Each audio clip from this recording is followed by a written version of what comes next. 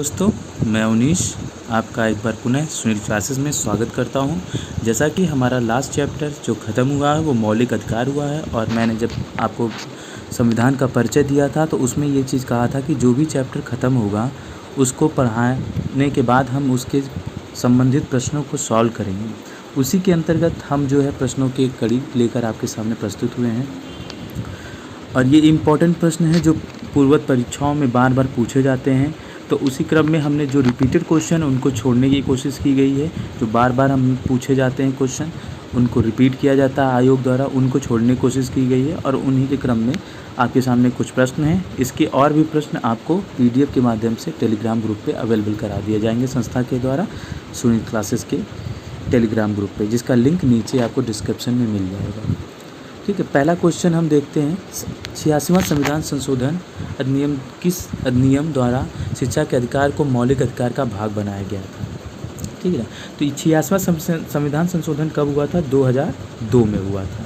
अच्छा, 2002 में हुआ तो इसमें कौन सा धारा जोड़ी गई थी? इसमें जोड़ा गया था अनुच्छेद 21A जोड़ा गया था। इसमें कहा क्या गया था कि 6 से 14 साल के बच्चों को जो है वो जो शिक्षा दी जाएगी वो क्या दी जाएगी? वो फ्री दी जाएगी। ठीक है, उसी में एक अनुच्छेद राज्यों के लिए भी बनाया गया था, अनुच्छेद 45 भी बनाया गया था, और एक हमने आपको बताया था मौलिक कर्तव्य में 51A जोड़ा गया था। उसके 51A के अंतर्गत क्लॉज सब क्लॉज जो था वो जे के अतिरिक्त एक क्लॉज जोड़ा गया था। उसमें भी ये कहा गया था कि गार्जियनों को ये अधिकार दिया जाता है, उनको ये इनकी लायबिलिटी बनती है कि वो अपने बच्चों को जो है एजुकेशन उनको दे, ये उनकी जिम्मेदारी बन जाती है। तो हमारा क्वेश्चन जो है 86वां संविधान संशोधन किसके संबंध में हुआ था? ये शिक्षा और सांस्कृतिक का अधिकार के संबंध में हुआ था। तो हमारा पहला जो आंसर हो जाएगा वो पहला आंसर हमारा हो जाएगा सी। ठीक है, पहला क्या हो जाएगा? सी हो जाएगा। ठीक है, आगे के क्वेश्चन पे हम चलते हैं। आगे का क्वेश्चन हमारा क्या है? भारतीय संविधान के किस अनुच्छेद के अनुसार किसी को भी किसी को चुनने का अधिकार?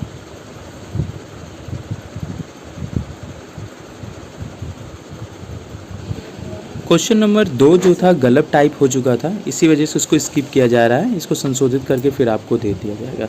तीसरे क्वेश्चन पे आते हैं। भारतीय संविधान से संपत्ति का अधिकार किस संविधान संशोधन द्वारा विलोपित किया गया था? तो किस संविधान संशोधन द्वारा था? 44वां संविधान संशोधन था। अच्छा, 44वां संविधान संशोधन हुआ कब था? 1978 में। कब हुआ था? 1978 में हुआ था। ठीक है, 1978 में हुआ था। इसमें क्या हुआ था? इसमें जो था वो जो संपत्ति के अधिकार को विधिक अधिकार बना दिया गया था। और वो कब बना था? 300 विधि अधिकार में कब क्या जोड़ा गया था? 300 का जोड़ दिया गया था। ठीक है, तो ये चीज़ आप जानते रहिए कि 44वां संविधान संशोधन 1978 के द्वारा जो संपत्ति के अधिकार को मौलिक अधिकार से हटा दिया गया था, और उसको क्या बना दिया गया था? विधिक अधिकार बना दिया गया था। कौन सा अनुच्छेद कर दिया गया था? 300 का कर दिया गया था। ठीक है ना। ये क्वेश्चन नंबर हम लोग 4 देखते हैं। मौलिक अधिकारों को लागू करने की शक्ति किसे दी गई है? तो मौलिक अधिकार को कौन लागू कर सकता है? संसद को दी गई है, राष्ट्रपति को दी गई, भारत के सभी न्यायालयों को दी गई, सर्वोच्च न्यायालय, उच्च न्यायालय को। तो देखिए, सर्वोच्च न्यायालय, उच्च न्यायालय आप लोग टिक लगाएंगे चौथा, जबकि चौथा जो होगा नहीं, चौथा इस वजह से नहीं होगा क्योंकि जो शक्तियाँ जो हैं वो लागू करने की शक्ति संसद को दी गई है।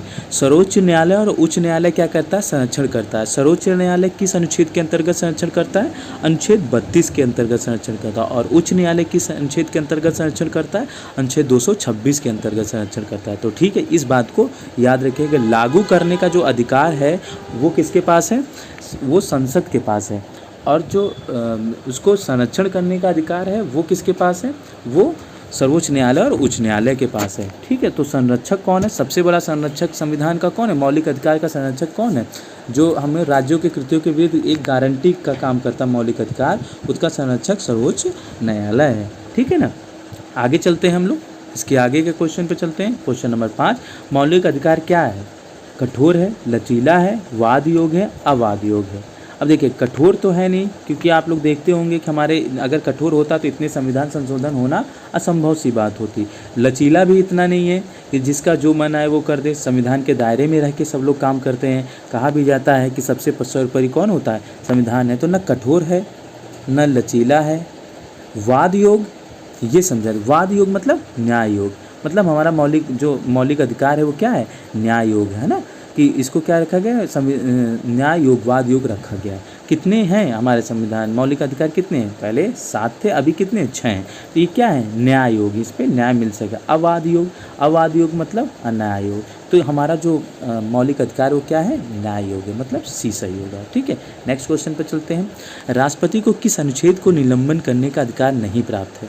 अब आपको याद आ गया होगा कि हमने 2 अनुच्छेद आपको पढ़ाए थे, जिसमें हमने आपको बताया था कि जो है राष्ट्रपति जो है वो निलंबन किस चीज़ों को नहीं करते। पहला देखिए अनुच्छेद 19 लिखा है। अनुच्छेद 19 आपको पता होगा स्वतंत्रता के अधिकार से संबंधित है ना। आपको एक मैंने समता गई, स्वतंत्रता लेने हो गया उसका शोषण, धर्म संस्कृति शिक्षा मिलके कर दी उसका उपचार। थोड़ा सा आप एक अपनी ट्रिक बनाइए और उससे जो है जब आप याद रखेंगे तो आपको क्लियर होता रहेगा कि समानता का अधिकार 14 से 18 है, स्वतंत्रता का जो अधिकार है वो आपका कहाँ से कहाँ तक आता है, 1719 से 22 तक। तो स्वतंत्रता का अधिकार कहाँ 19 से 22 आता है। अच्छा 19 में क्या है, 19 में अभिव्यक्ति की स्वतंत्रता है। ये कितने प्रकार की दी गई है, ये 6 प्रकार की दी गई है, जैसे इसके सब क्लॉज हैं।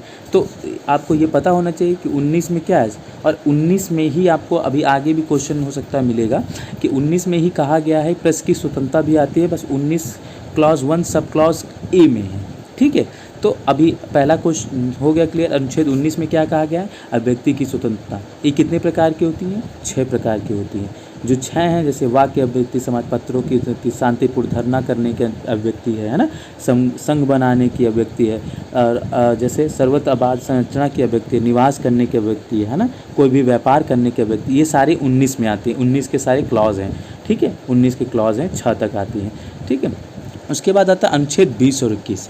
आई होप सो कि आपको याद आ गया होगा कि 20 से 21 ऐसा है जिसको क्या किया जा सकता है, इसको प्राण एवं दैहिक स्वतंत्रता आती है ना, प्राण एवं दैहिक स्वतंत्रता और दोष सिद्ध करने का अधिकार। तो ये दोनों चीज़ें जो होती हैं इसका निलंबन नहीं कर सकता कौन, राष्ट्रपति। कब, आपातकाल के भी संबंध में, जब आपातकाल होता है तब भी इसको निलंबित नहीं कर सकता। 22 पे थोड़ा चर्चा, ये जो होता है गिरफ्तारी और निरोध कुछ दशाओं में जो होता है उसमें संरक्षण प्रदान करता है। और 21 से, इससे पहले मैंने आपको डिस्कशन किया ही था, 2002 का जो संविधान संशोधन हुआ था, 21 से में कौन सा जोड़ा गया था, शिक्षा के अधिकार को जोड़ा गया था, 86वें संविधान संशोधन। ठीक है ना, तो इस चीज़ को आप थोड़ा सा याद रखिएगा, ये आपको काम आएगा, पूछा जाएगा। अगले क्वेश्चन पे हम लोग चलते हैं। तो इसका आंसर हो जाएगा क्या, इसका आंसर हो जाएगा 20 और 21।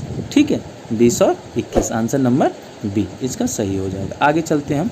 मौलिक अधिकार किस अनुच्छेद के तहत प्रदान किया गया है, मौलिक अधिकार को किस अनुच्छेद के अंतर्गत प्रदान किया गया है। तो जैसा कि आप लोगों को मैंने जब पढ़ाया था तो पढ़ाया था कि मौलिक अधिकार कहाँ से आया, तो नेहरू रिपोर्ट आई थी 1928 में। नेहरू रिपोर्ट किसने दी थी, मोतीलाल नेहरू जी ने दी थी।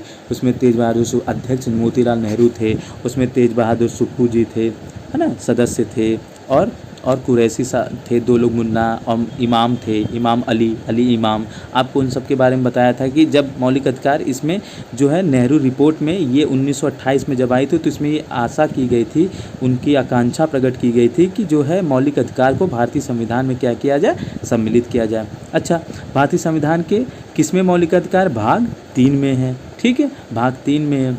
कहाँ से कहाँ तक है, 12 से 35 तक है। तो इसका मतलब आपके एकदम सामने है, और सबसे पहला जो इसका आंसर हो जाएगा ए जो होगा वो होगा कि 1 से कितने तक, 12 से 35 तक है। अच्छा, 5 से 11 पूछा जाए तो क्या है, 5 से 11 आपका ना वो है क्या, आप लोग बताइए, 5 से 11 क्या है, नागरिकता है। कौन सा भाग है, भाग जो है आपका 2 है ना। तो ये चीज़ें आपको थोड़ा सा जानकारी रखनी पड़ेगी। 36 से 51 आप लोग बताइएगा क्या है।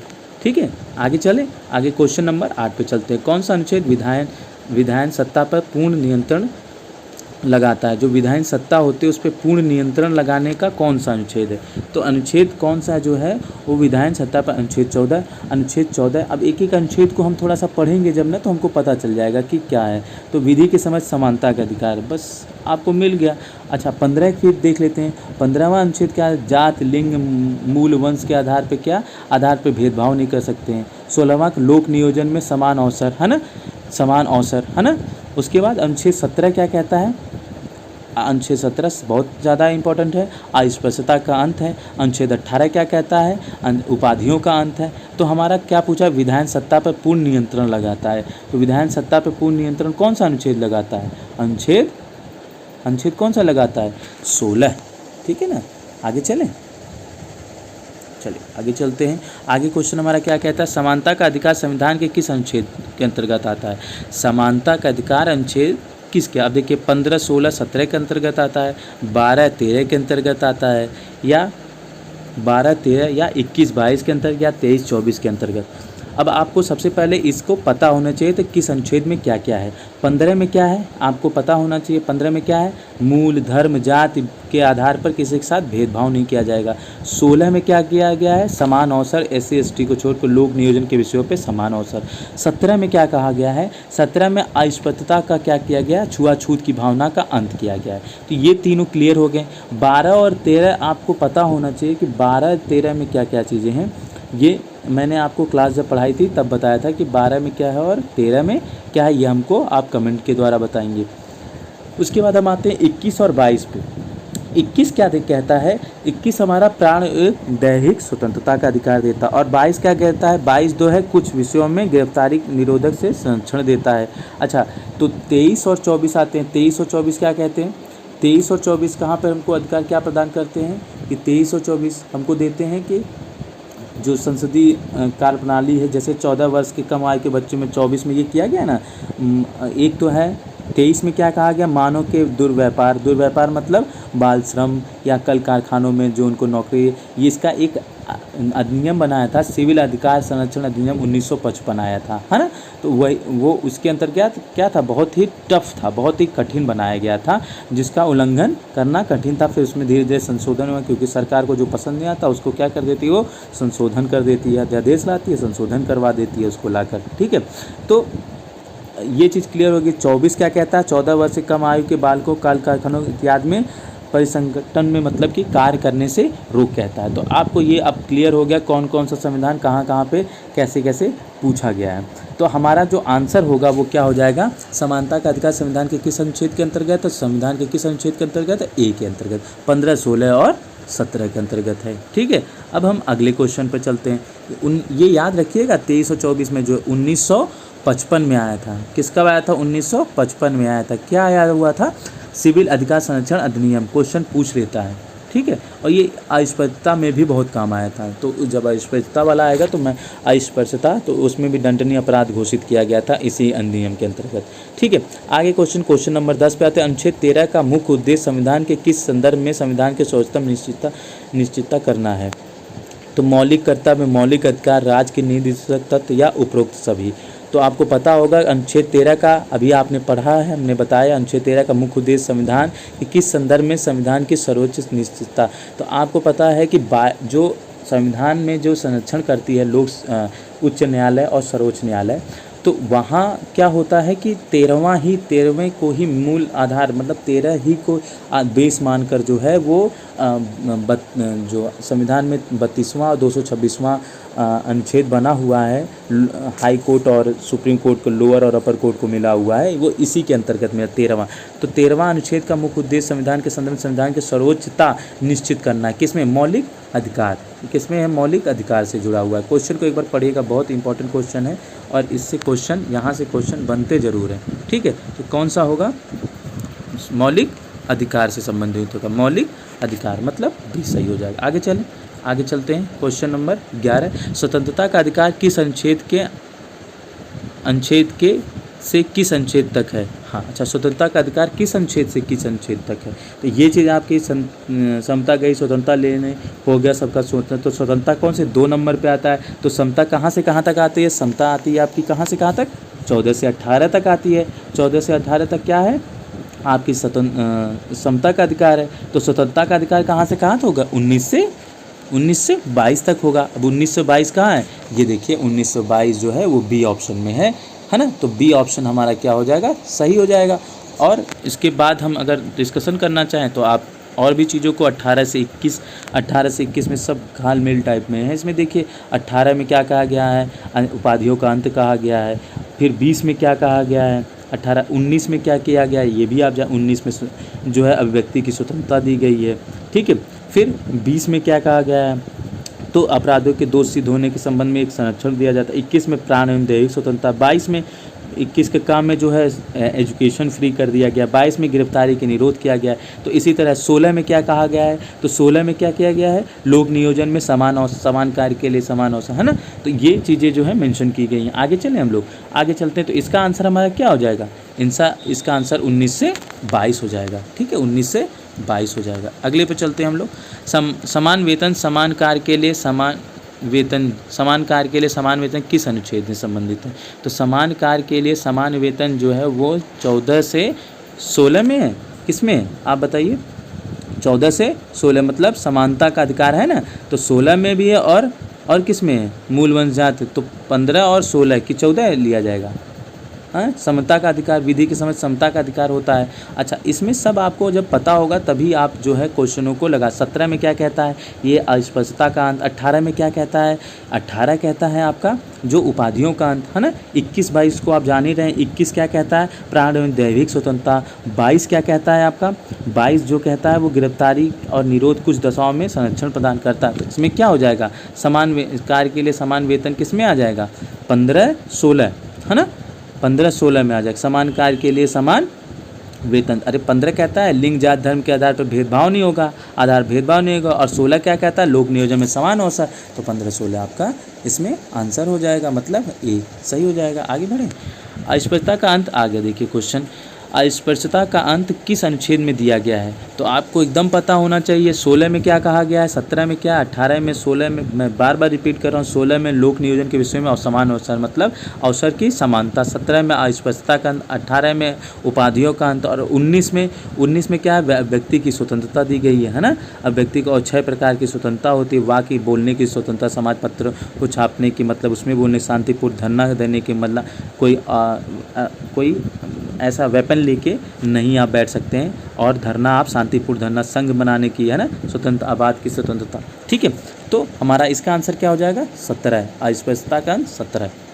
क्वेश्चन नंबर 13 कहता है उपाधियों का अंत एवं अवसर की समानता किस अनुच्छेद में दिया गया है। देखिए ये जो हमने क्वेश्चन बनाए हैं, ये क्वेश्चन आपके आयोग में आए हुए क्वेश्चन हैं, ये रिपीटेड क्वेश्चन है। तो हम एक ही चीज़ को कई बार नहीं लिखकर, हमने एक क्वेश्चन अगर 3 बार आया है, 4 बार आया हुआ है और बैक टू बैक आ रहा है, इंपॉर्टेंट लग रहा है, तो वही, और NCERT के भी इसमें प्रश्न हैं। तो जो क्वेश्चन पूछे गए हैं उन्हीं क्वेश्चन को इसमें सीरीज़ में हमने शामिल किया हुआ है। और इससे बाहर आप अगर अब देखेंगे तो मौलिक अधिकार इससे बाहर कहीं जाएगा नहीं। अब देखेंगे क्वेश्चंस आपको यहीं से मिलेंगे, चाहे जैसे क्वेश्चन होंगे, अप्स डाउन्स आगे पीछे हो सकते हैं, मगर मौलिक अधिकार के क्वेश्चन कहीं जाएंगे नहीं, आप देख लीजिएगा।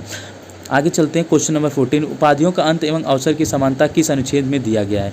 उपाधियों का अंत और अवसर की समानता, उपाधियों का अंत किस में है, 18 में। आपको देखते याद आ गया होगा, उपाधि का मैं क्या छोड़ दूंगा, अंत कर दूंगा। अच्छा, अवसर की समानता किस में है, अवसर की समानता किस में है, 16 में है। अब दोनों, अब ढूंढ लीजिए कहाँ कहाँ हैं दोनों, जो अवसर की समानता और उपाधियों का अंत कहाँ कहाँ है। अच्छा, 31-32 को मैंने आपको समझाया, तो 32 तो उपचारात्मक है और 31 का विलोपन हो गया था, आपको ये पता होना चाहिए। तो उपाधियों का अंत और जो उपाधियों का अंत, और 16वां क्या कहता है, अवसर की समानता। ठीक है, ये होगा। 14-15 आपको भी मैं रिपीट किया हूँ पीछे ऊपर, तो उसको सुन लीजिएगा। भारतीय संविधान का कौन सा अनुच्छेद बच्चों के शोषण के विरुद्ध मौलिक अधिकार का संबंधित है। तो बच्चों के शोषण के विरुद्ध अधिकार कौन सा कहता है, 23वां कि 24वां, शोषण के विरुद्ध अधिकार तो 24वां कहता है, याद रखिएगा, इसीलिए नियरेस्ट रखा गया है। 23वां मानव के दुर्व्यापार और बालतम श्रम का प्रतिषेध करना, ठीक है, वो 23वां है। और 24 में क्या कहा गया है, 24 में जो है वो बालतम श्रम से संबंधित, 14 वर्ष से कम आयु के बाल खानों में इत्यादि में संकट वाली जगहों पे नौकरी नहीं करना है ना, उनको कार्य नहीं कराना है। ठीक है, तो उससे 19वां आप जैसा जानते हो स्वतंत्रता का अधिकार है, अब व्यक्ति की स्वतंत्रता है ना, 6 प्रकार की स्वतंत्रता दी गई है। 17वां जो आपका अस्पृश्यता से है। ठीक है, क्वेश्चन नंबर 16 पे आते हैं। भारतीय संविधान में छुआछूत उन्मूलन से संबंधित वही अस्पृश्यता ही है, छुआछूत। देखिए क्वेश्चन को क्या किया है, बदल दिया है, थोड़ा सा शब्दों को छुआछूत कर दिया है और यहाँ सीधे अस्पृश्यता, अस्पृश्यता मतलब छुआछूत से संबंधित है। तो 17 इसका आंसर डी हो जाएगा। ठीक है, क्वेश्चन नंबर 17 में 17 ही इसका आंसर होगा, मतलब डी हो जाएगा। आगे चलें। 18, किस अनुच्छेद में यह अधिकार दिया गया है कि आप अपने भवन पर राष्ट्रीय झंडे को फहरा सकते हैं। ठीक है, अभी साहब की डेथ हो गई है, तो उसी समय आपने सुना होगा कि जो है राष्ट्रीय झंडे को क्या कर दिया गया है, झुका दिया गया है ना। तो किस अनुच्छेद के अंतर्गत आपको ये, तो 19(1)(a), 19 clause A, 19 clause 1(a) के अंतर्गत किया गया, ठीक है। 19 क्लॉज 1(a) के अंतर्गत किया गया है, ठीक है। इसमें ये अधिकार दिया गया है कि आप जो है अपने घरों पर क्या कर सकते हैं, झंडा को फहरा सकते हैं, ठीक है। क्वेश्चन नंबर 19, किस अनुच्छेद में उपचारों का अधिकार दिया गया, तो उपचारात्मक अधिकार किस में है, उपचार का संवैधानिक उपचारों का अधिकार अनुच्छेद 32 में है, अनुच्छेद 32 में है। 33, 34 आप जान रहे संसद को कुछ, 33 में हमने आपको बताया था सेना को कुछ आधिकारिक पावर मिल जाती है। 34 में जो होता है सेना को जो है वो उनको जो कुछ मूल अधिकारों का हनन हो जाता है। 35 में क्या है, मौलिक अधिकार को बनाने का अधिकार दिया गया 13वें उसके द्वारा, अमेंडमेंट के द्वारा, ठीक है। तो इसमें क्या हो गया, 31 में क्या कहा गया है, 31 में भी जो है 31 का लोप हो गया, आपको पता होगा। 31 जो है पहले क्या था, 31 जो था वो धन का, संपत्ति का अधिकार था, उसका लोप कर दिया गया। तो हमारा क्या हो जाएगा, 32वां हो जाएगा, क्या हो जाएगा, बी हो जाएगा, इसका अंतर 32वां हो जाएगा, ठीक है।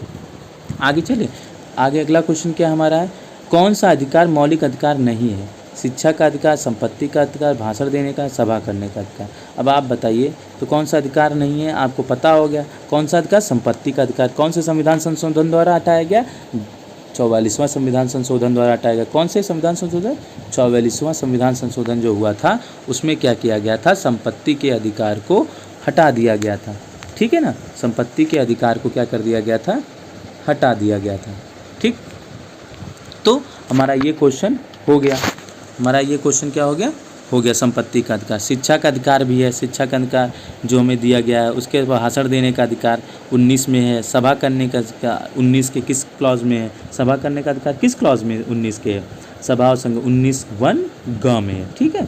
ये चीज़ आप थोड़ी छोटी छोटी चीज़ें हैं जिनको आप याद रखिएगा, जिससे आपके क्वेश्चन एलिमिनेट, इसी तरह आप एलिमिनेट कर सकते हैं कि आपको एक पता हो, दो पता हो तो कम से कम 2 तो हो जाएंगे। जैसे संपत्ति का अधिकार पहले देखते लग गया, शिक्षा का अधिकार हमारा अधिकार है, आपको पता है 21 साल 6 से 14 साल के बच्चों को 21 का में शिक्षा के अधिकार से संबंधित है।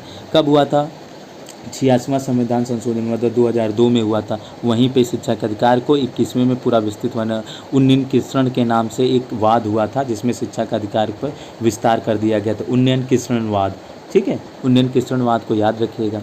फिर भाषण देने का अधिकार आपको है, धरना जब देंगे तो आप क्या करेंगे, संघ बना के भाषण देंगे, हमने आपको समझाया था, है ना, कि पहले आप क्या करेंगे, वाक्य की अभिव्यक्ति पे आ जाएंगे समाचार, फिर उसमें आप क्या करेंगे, शांतिपूर्ण निरोध सम्मेलन करेंगे, मतलब धरना देंगे, फिर संघ बनाएंगे।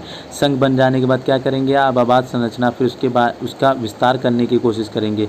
फिर विस्तार करने जब आप जाएंगे तो कहीं रुकेंगे, निवास करेंगे तो क्या करेंगे, कोई व्यापार वित्तीय कार्य करेंगे, है ना। तो ऐसे संबंधित है। अल्पसंख्यकों को अपनी मनपसंद का शिक्षण संस्थान स्थापित करने एवं संचालित करने का अधिकार किस अनुच्छेद में है। ये क्वेश्चन बहुत अच्छा है, तो कौन सा है, संचालन और स्थापन का अधिकार जो है, एक देखो 29 भी है और एक 30 भी है। तो 30 में कहा गया है कि ये अपना मनपसंद के वो को खोल सकते हैं, स्थापना कर सकते हैं। 29 में जो इनको किया गया है, उनके अल्पसंख्यक वर्ग के हितों के संरक्षण, मतलब उनके हित के धर्म कार्य में प्रबंधन की स्वतंत्रता, भारतीय संविधान, देखो क्या है कि अल्पसंख्यक वर्ग के हितों का संरक्षण होगा, किसमें, 29 में होगा। और 30 में क्या होगा, शिक्षण संस्थाओं की स्थापना हो जाएगी। 29 में क्या होता है, अल्पसंख्यकों के हितों का, हित उनका जो है उसको कोई नहीं छू सकता, हितों का संरक्षण होगा। और 29 में क्या हो गया कि संस्थाओं की स्थापना, है ना, तो प्रशासनिक कार्य। तो 29-30 को याद रखिएगा। 29 में क्या कहता है कि अल्पसंख्यक हितों का संरक्षण होगा, और 30 में क्या कहता है, उनके संवैधानिक संस्था। 32 और 23 आपको पता ही है क्या क्या है। आगे चलते हैं हम लोग।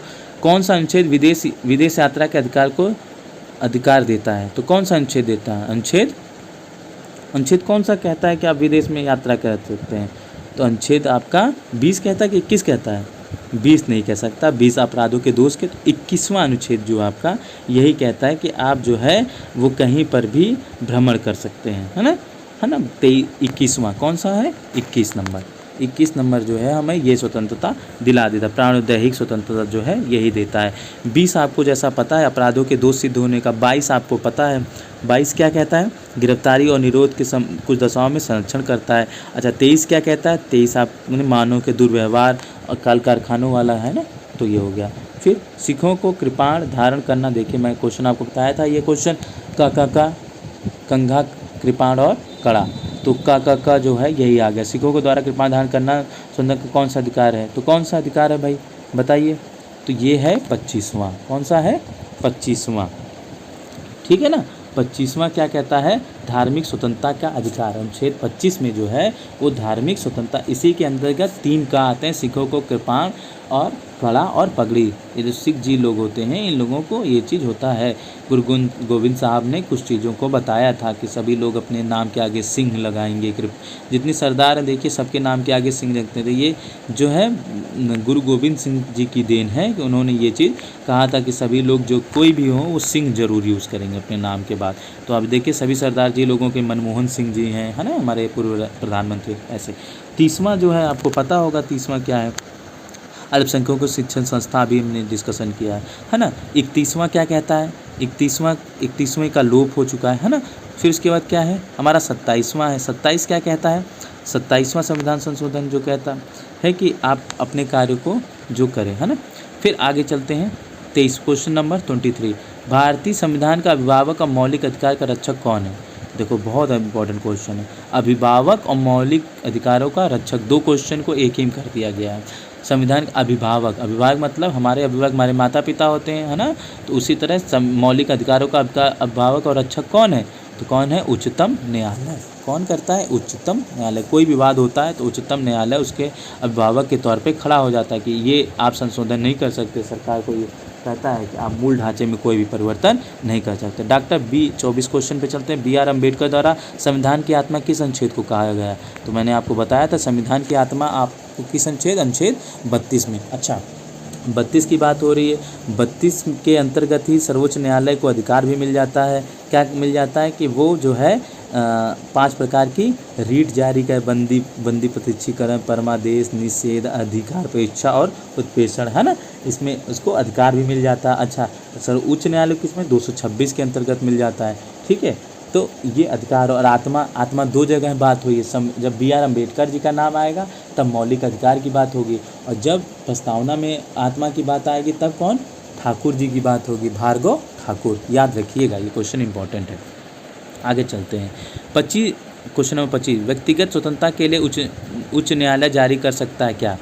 अब देखिए व्यक्तिगत स्वतंत्रता के लिए क्या जारी करता है? तो बंदी प्रत्यक्षीकरण, है ना। बंदी प्रत्यक्षीकरण क्या होता है? कि किसी गिरफ्तारी को न्यायालय के सामने प्रस्तुत करने का आदेश दे देता है कि वो किसी को गिरफ्तार करो, उसको क्या करो, और अगर वो उसका गिरफ्तारी का तरीका गैर कानूनी तरीके से या असंतोषजनक है तो क्या होता है? न्यायालय बंदी को क्या करने? छोड़ने का आदेश देता है। मतलब गलत तरीके से अगर किसी को गिरफ्तार किया गया है, आपने बहुत चीज़ सुनी होगी, बहुत से लोगों का एनकाउंटर हो जाता है गलत तरीके से, तो उनके ऊपर केस चलने लगता है जो एनकाउंटर किया होता है। तो उसी तरह का क्या बंदी प्रत्यक्षीकरण है। 5 तरह की रीट बनी हुई है। इन रीटों को उच्च न्यायालय और सर्वोच्च न्यायालय दोनों देखते हैं। सर्वोच्च न्यायालय या उच्च न्यायालय इसी के अंतर्गत जो है ये आदेश देते हैं बंदी प्रत्यक्षीकरण के अंतर्गत कि अगर किसी की गिरफ्तारी गलत तरीके से असंतोषजनक है तो उसे छोड़ने का आदेश भी दिया जा सकता है, ठीक है।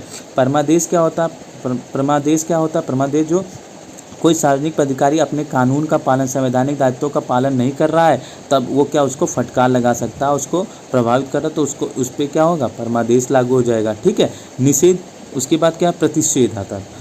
प्रतिषेध वही निषेध होता है। प्रोहिबिशन मतलब कि कोई किसी का अधिकार क्षेत्र जो होता है, जैसे मान लीजिए कि कोई निचली अदालत है, उसको उस चीज़ को सुनने का कोई केस है, उसको सुनने का अधिकार नहीं है, तो ऊंची वाली अदालत कहेगी नहीं ये आपका अधिकार क्षेत्र से बाहर है और आप इसको नहीं सुनेंगे, इस कार्य को आप नहीं करेंगे, और उनसे उन कार्य को वापस जो है हायर जो कोर्ट होगी वो ले लेगी, उनसे कार्य को छीन लेगी, ठीक है। तो ये प्रतिषेध मतलब रोक टोक होता है, ठीक। आगे चलिए क्वेश्चन नंबर 26, संसद को मौलिक अधिकारों में संशोधन का अधिकार किस वाद में दिया गया है?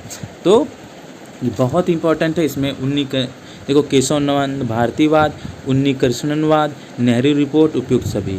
तो उपयुक्त सभी तो नहीं होगा। नेहरू रिपोर्ट में क्या कहा गया था हम एक को डिस्कशन करते हैं, 1928 में आई थी, और इसमें कहा गया था कि आकांक्षा व्यक्त की गई थी मौलिक अधिकार को संविधान में शामिल किया जाए। उन्नीकृष्ण क्या थे? उन्नीकृष्णवाद एक सामने आता है जिसमें 21A को क्या कर दिया गया था, अनुच्छेद 21 में विस्तार करके 21A तक लेके चला गया था। ठीक है, 21A बनाया गया था और बहुत विस्तार कर दिया गया था अनुच्छेद 21 का। ठीक है, अब केशवानंद भारती आते हैं, यही आपका आंसर, मौलिक संशोधन का अधिकार। क्योंकि पहले मौलिक केशवानंद भारती ने जो है था 1978 में एक केस फाइल किया था केरल सरकार में। अभी केशवानंद भारती जी की डेथ हो गई है, तो वो वाद कहलाता है कि भारत सरकार केशवानंद भारती के इसमें में कि वहीं से जो है मौलिक अधिकारों में संशोधन करने का अधिकार मिल गया था। ठीक है, आगे आप ये भी पढ़ेंगे कौन सा ऐसा वाद है जिसमें संशोधन, जिसके अंतर्गत संशोधन करना मतलब मौलिक अधिकार में संशोधन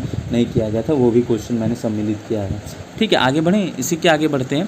क्वेश्चन नंबर 27 में 6 से 14 वर्ष के बच्चों को मुफ्त शिक्षा का अधिकार किस में निहित है? तो मौलिक कर्तव्य में, प्रस्तावना में, मौलिक अधिकार में, नागरिकता में। तो 6 से 14 साल के बच्चों को अनुच्छेद कौन सा 6 से 14 साल के बच्चों को आगे बालकों को शिक्षा का अधिकार 21 का है ना, मौलिक अधिकार है। ठीक है ना, मौलिक अधिकार है ये हमारा। ठीक है, मौलिक कर्तव्य नहीं है, प्रस्तावना भी नहीं, नागरिकता भी नहीं है ना।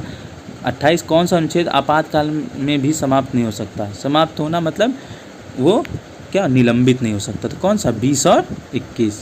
20 और 21 क्या है, प्राण दैविक स्वतंत्रता का अधिकार और अपराध के लिए दोष सिद्धि के संबंध में संरक्षण। तो ये 20 और 21 जो है यही नहीं हो सकता, बाकी सभी जो होते हैं वो निलंबित किए जा सकते हैं। भारतीय संविधान के अनुच्छेद 25 में हिंदू शब्द का कौन समाहित है? अब देखिए, अनुच्छेद 25 जो है वो कहता है, क्या कहता है कि 25 में धर्म की स्वतंत्रता दी हुई है। इसके अंदर व्यक्ति को धर्म का प्रचार करने का अधिकार दिया गया है, और जैसे सिखों कर्मानुपान रखने का अधिकार भी इसी के अंतर्गत गया। तो इसमें हिंदू शब्द में कौन नहीं, मतलब हिंदू नहीं है इसमें, जैसे उपरोक्त सभी नहीं। बौद्ध हिंदू होते हैं, जैन भी क्या होते हैं, हिंदू होते हैं। इनके कर्मकांड जो होते हैं वो हिंदू की तरह होते हैं, एक ईश्वरवाद पे विश्वास रखते हैं, शरीर नश्वर है। बौद्ध लोग पुनः जन्म पर विश्वास रखते हैं कि जन्म पुनः फिर होगा। ठीक है, मगर पारसी लोगों को हिंदू के अंतर्गत नहीं रखा गया है। तो इसका आंसर क्या हो जाएगा, ए हो जाएगा। क्या हो जाएगा, पारसी। पारसी को हिंदू के अंतर्गत नहीं रखा गया है। ठीक है, पारसी दूसरे धर्म से होते हैं। अच्छा, आगे चलते हैं। याद रखिएगा, हिंदू धर्म में कौन सम्मिलित नहीं, अनुच्छेद कौन सा है, 25 है।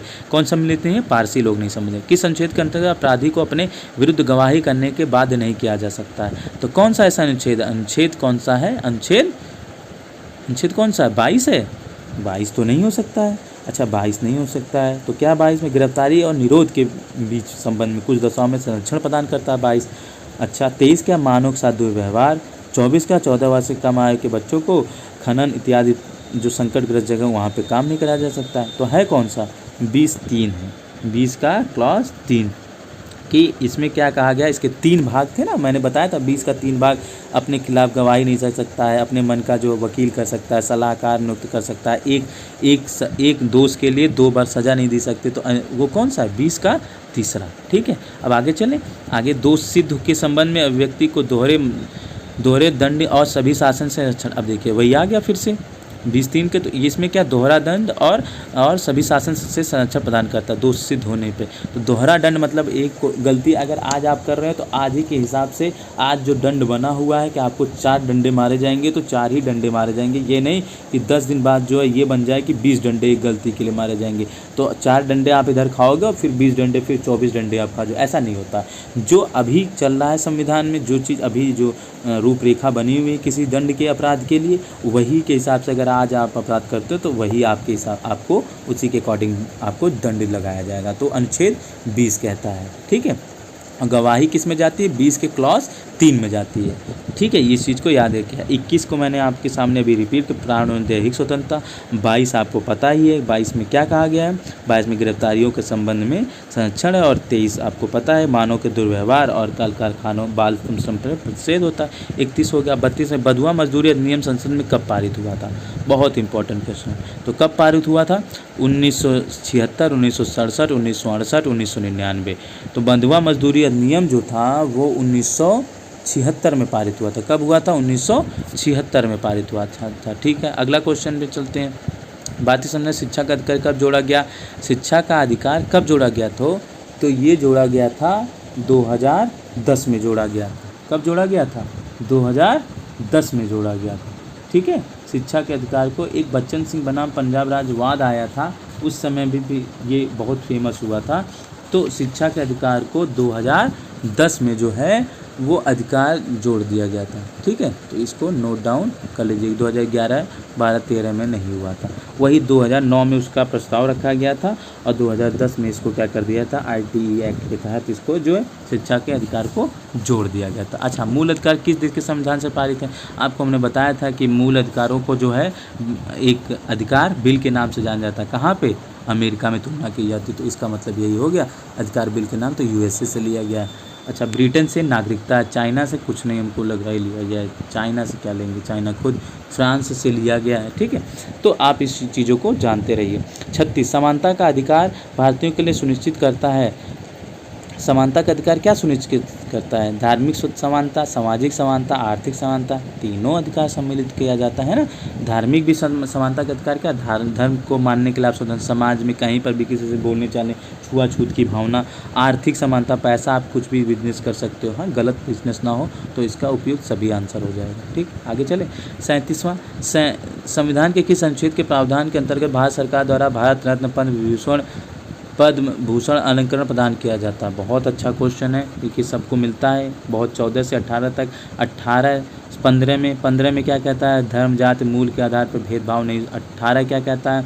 18 ही तो कहते उपाधियों का अंत, मतलब इसी उपाधियों के अंत के अंतर्गत ही ये कहा जाता है कि आपको भारत रत्न या मिलता है। कि किसी को ये सामने नहीं, आपने देखा है ना, उपाधियों का अंत का मतलब ये होता है, उसी में है कि भारत रत्न, पद्म विभूषण जो अलंकरण मिलता है वो इसी के अंतर्गत प्रदान किया जाता है। इसमें ये कहा भी जाता है कि आपके सामने ये नहीं, भारत रत्न अटल बिहारी वाजपेयी, है ना, ये आपकी पदवी नहीं है। जैसे IAS है ना, कोई IAS हो जाए, कोई IPS हो जाए या PCS हो जाए, तो उसके आगे PCS नहीं लगता, IAS नहीं लगेगा, वो उसका पद का नहीं, वो जोड़ दिया जाता। मगर अगर किसी को अलंकरण मिलता, IAS PCS लग सकता है। अगर किसी को अलंकृत के पद्म भूषण, पद्मश्री, तो वो अपने नाम के आगे या पीछे इसको जोड़ नहीं सकता है। तो कौन सा अनुच्छेद हो जाता? 18, इसी के अंतर्गत जो है मिलता है अवार्ड सभी लोगों को। ठीक है, आगे चलें, आगे चलते हैं। आगे हमारा क्या है क्वेश्चन कि भारत के उच्चतम न्यायालय ने निम्न में से किस में माना था कि मौलिक अधिकारों में संशोधन नहीं किया आ गया? देखिए क्वेश्चन मैं इसी को तो कौन सा वाद है?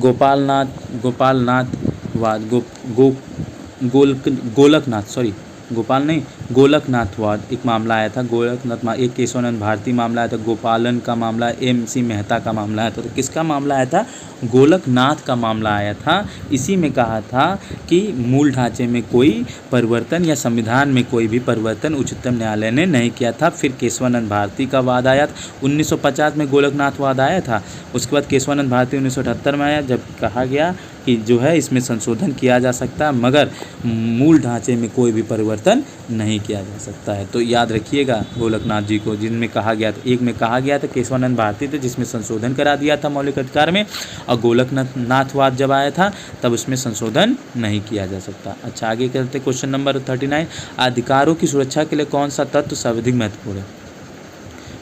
कौन सा तत्व सर्वाधिक महत्वपूर्ण है? तो राजनीतिक दल, प्रशासनिक आदेश, दबाव समूह या स्वतंत्र न्यायपालिका। तो अधिकारों की सुरक्षा के लिए कौन सबसे ज़्यादा जरूरी होता है? राजनीतिक दल जरूरी है।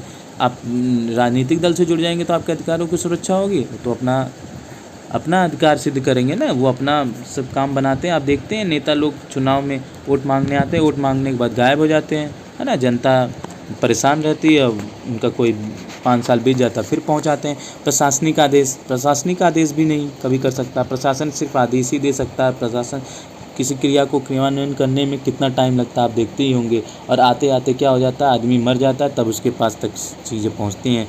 फिर दबाव समूह मतलब किसी पे दबाव बना के अपने अधिकार को तो लिया नहीं जा सकता है। सबसे सही क्या होगा? स्वतंत्र न्यायपालिका। अगर न्यायपालिका स्वतंत्र है तो आप कुछ भी करा सकते हैं, मीन्स कुछ न्यायपालिका में आप जाइए और आपके अधिकारों की क्या होगी? रक्षा हो जाएगी। आपके अधिकारों की रक्षा कौन करेगा? न्यायपालिका करेगी। कौन करेगा?